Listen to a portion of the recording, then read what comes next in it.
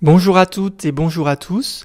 Dans cette vidéo, et pour fêter l'arrivée de l'automne, et oui, puisque l'automne est déjà là depuis le 7 août jusqu'au 20 octobre, et les énergies nous bousculent un petit peu là, cette sortie de l'été qui a été un petit peu particulière avec tous les événements de cet été qui se sont produits.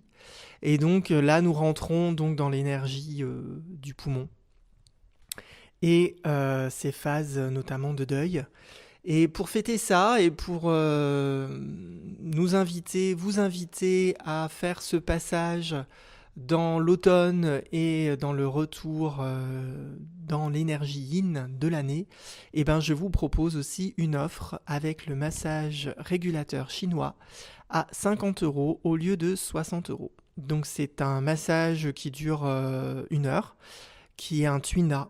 Donc je travaille uniquement sur les méridiens d'acupuncture par le tuina, donc il y a un massage particulier avec différents types de gestes de massage, et ça permet d'évacuer les énergies de l'été, de refaire circuler et d'accueillir les énergies automnales.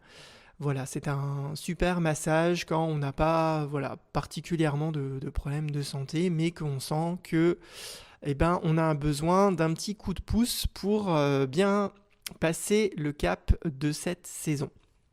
Voilà, bien évidemment, si vous avez des problèmes vraiment importants, il est plus intéressant de faire une consultation spécifique. Et pour cela, il suffit de me contacter. Alors, nous allons rentrer dans la lettre numéro 31 de mon blog et avec ces énergies de l'automne. L'automne pointe son nez depuis le 7 août et il est temps de vous envoyer quelques conseils saisonniers. Alors le basculement de l'énergie yang, qui est montante, vers l'énergie yin, qui est descendante, et que là, on commence déjà plus ou moins consciemment à le ressentir, est la caractéristique de cette saison. C'est ce basculement de mouvement saisonnier.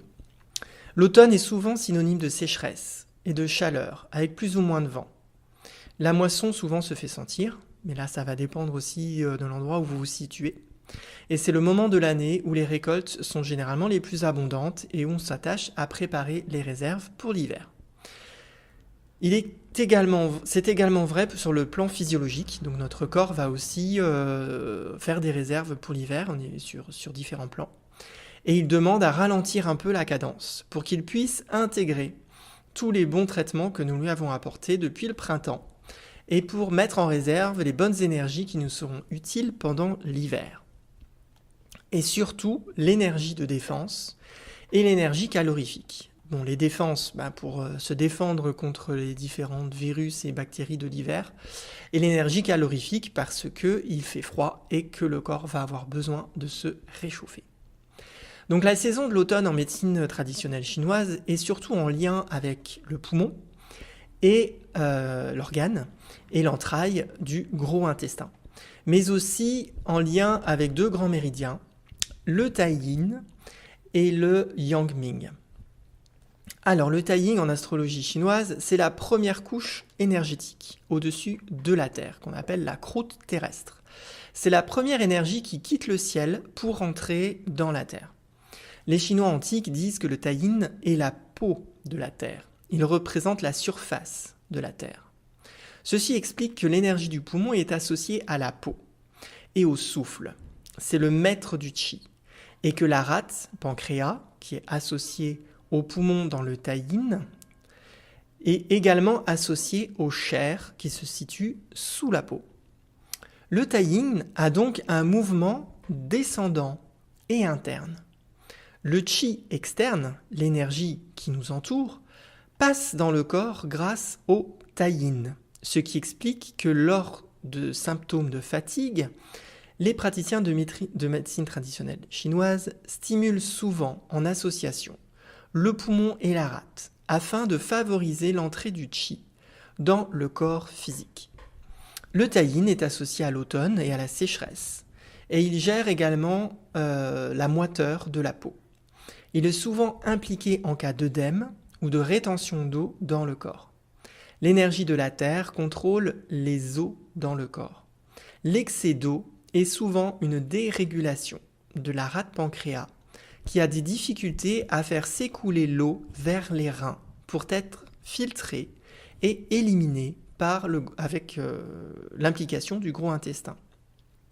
À l'inverse, et de la vessie aussi. À l'inverse, l'insuffisance d'eau marque souvent une dérégulation de l'énergie métal qui soit limite l'absorption de l'eau dans le corps, soit retient les liquides organiques dans les tissus, limitant l'hydratation correcte de la peau et des poils. D'ailleurs, pour la médecine traditionnelle chinoise, l'éclat et la luisance des cheveux est à mettre en relation avec une bonne énergie du poumon. Sauf les soins capillaires spécifiques, bien évidemment, qui pour le coup masquent la qualité véritable du chi de la personne. Le gros intestin est associé au poumon. C'est l'entraille dédiée à l'absorption de l'eau dans le corps lors de la digestion, oui c'est ça. Le poumon, quant à lui, il va libérer l'eau par la respiration et la transpiration, ce qui signe également la forte implication du poumon dans la gestion de l'hydratation du corps. Un autre des principes de la médecine traditionnelle chinoise concerne la gestion de l'eau, c'est que la rate produit les liquides organiques et le poumon les stocke. Ainsi, en agissant sur l'énergie de la rate, il est possible de ralentir la production des liquides organiques lorsqu'ils sont excédentaires, comme en cas d'œdème ou de rétention d'eau, en travaillant l'énergie du poumon. L'eau est remise en mouvement dans le corps et les tissus jusqu'au niveau de la peau. Dans un autre référentiel des 5 éléments, c'est la rate qui nourrit le poumon. Elle lui transmet les liquides purs, ici issus des aliments, et le poumon les diffuse dans tout le corps jusqu'à la peau et notamment jusqu'aux reins, où les reins, eux, vont permettre la purification de cette eau qui à l'origine était pure et qui s'est imprégnée de toutes les impuretés de notre corps et qui va ensuite être éliminée par la vessie. Alors durant la période de l'automne, il est important de prendre soin de l'énergie du poumon et de la peau, en apportant au corps suffisamment d'éléments hydratants. Bien évidemment l'eau, mais pas seulement. Par exemple, les tomates, les melons, les pêches, les abricots, les pastèques apportent de l'eau au corps et sont à privilégier pendant cette période, sauf si vous avez tendance à faire de la rétention d'eau, des œdèmes ou si vous cherchez à perdre du poids. Spécifiquement, les poires vont arroser le poumon et permettent d'hydrater correctement la peau et de nourrir l'énergie du poumon. Il est préférable de manger les poires avec la peau, car la peau des fruits et des légumes, ainsi que les écorces, ont un tropisme sur la peau. Par contre, leur peau peut être un concentré de pesticides et de produits de traitement. Je vous conseille donc de consommer des produits les plus biologiques et non traités possibles. En naturopathie chinoise, c'est le moment de faire une cure de jus d'aloe vera. Cette plante est dotée de nombreuses vertus et possède un pouvoir hydratant et régénérant des muqueuses assez formidable, au point que l'aloe vera est très utile pour les personnes ayant des maladies inflammatoires intestinales, ainsi que des personnes qui font des rayons dans le cadre de traitement de cancer. Par voie cutanée en gel, elle apaise et guérit les coups de soleil et les brûlures. La racine de bardane est également une plante détoxifiante de la peau. Par contre, attention à la crise de bardane, c'est-à-dire que ça va engendrer des éruptions cutanées qui sont la conséquence du nettoyage fait par la bardane et toutes les toxines vont sortir par la peau. Mais ne vous inquiétez pas, ce n'est que provisoire. Ainsi, pour éviter cela, je vous conseille une plante drainante et activante du foie, comme le chardon-marie, en association avec la bardane. Et bien évidemment, il faut d'abord commencer par le chardon-marie, pendant une semaine à peu près, et ensuite vous introduisez la bardane. Ainsi, en drainant le foie en même temps, vous avez plus de chances que les toxines vont être évacuées dans les selles via l'usine de détoxification du foie, au lieu que ce soit par la peau. Mais Voilà, en fonction de la quantité de toxines à évacuer et de votre état hépatique, de la capacité de votre foie à évacuer les toxines, et des fois, voilà, ça passe aussi par la peau. Mais en tout cas, ça va limiter la détoxification par la peau.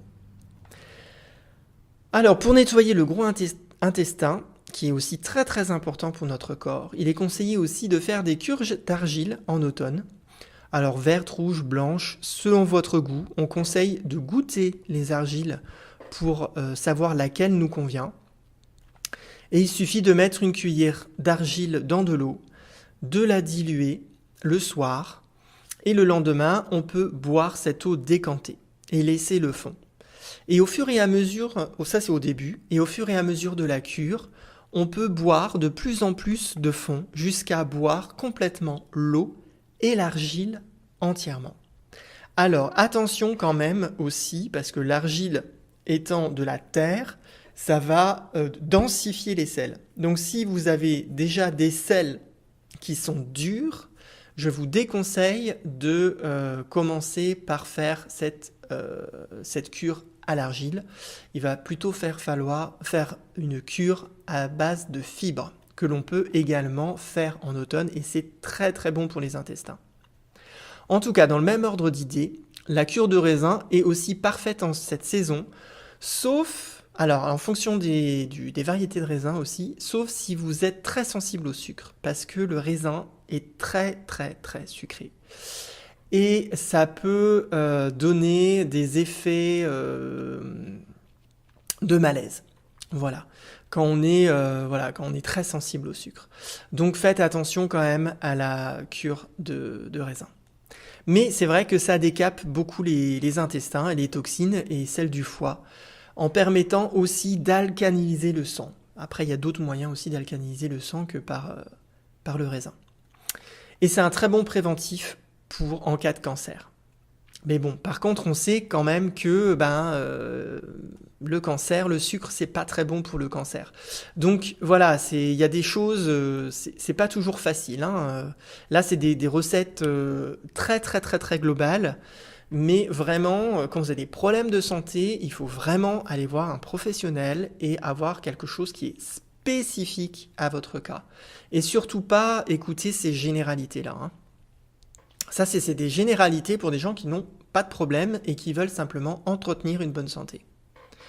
Et pour cela aussi, il est intéressant de manger du raisin aussi toute l'année, sur de longues périodes, pas forcément que en automne, mais quand même, l'automne, c'est quand même mieux pour être en lien vraiment avec les énergies des saisons. Voilà, en tout cas, j'espère que cette lettre vous a été intéressante pour vous. Sachez qu'il y en a quand même plusieurs dizaines sur mon blog, donc n'hésitez pas à aller voir en fonction des thématiques ce qui vous intéresse. Et n'oubliez pas, l'offre promotionnelle du massage régulateur chinois à 50 € au lieu de 60 pour 1 heure de remise en mouvement d'énergie, de redétoxification aussi des tissus parce que ça va relancer aussi le système hépatique et le système lymphatique. Donc vraiment c'est un protocole très intéressant et j'ai pas eu jusqu'à maintenant de retour négatif de ce massage. Il fait vraiment du bien. Donc profitez-en. L'offre se termine à l'équinoxe d'automne, donc le 22 septembre. Donc jusqu'au 22 septembre, vous pouvez profiter de cette réduction. Voilà, je vous dis à bientôt.